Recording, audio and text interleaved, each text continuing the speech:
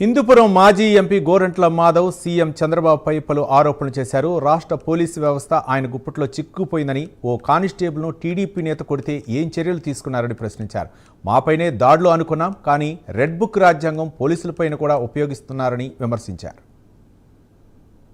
శక్తుల పట్ల పోలీస్ వ్యవస్థ అనేది ఒక హంటింగ్ చేసే పులిలాగా ఉండాలి. ఎప్పుడైతే పులి వేటను మర్చిపోతుందో ఊర కుక్కలు పులిపైన దాడి చేస్తవి. ఇది పోలీసు వ్యవస్థ నిత్యం ఈ విషయంలో జాగ్రత్త వహించాలి. అందులో భాగంగానే ఈ రోజు పోలీసు వ్యవస్థను ఒక సర్కస్ పులిలాగా తయారు చేసినాడు చంద్రబాబు నాయుడు గారు. సర్కస్ పులికి వేటాడడం మరిపించి దానికి సర్కస్ లో ఉన్న పులికి ఆహారంగా స్వయంగా మనమే ఫీడింగ్ చేస్తే, మనమే దాన వేస్తే ఎట్లయితే పులి వేటను మర్చిపోతుందో పోలీసు వ్యవస్థను కూడా చంద్రబాబు నాయుడు తన కబంధ హస్తాలలో బందీని చేసి తన ఉక్కిడి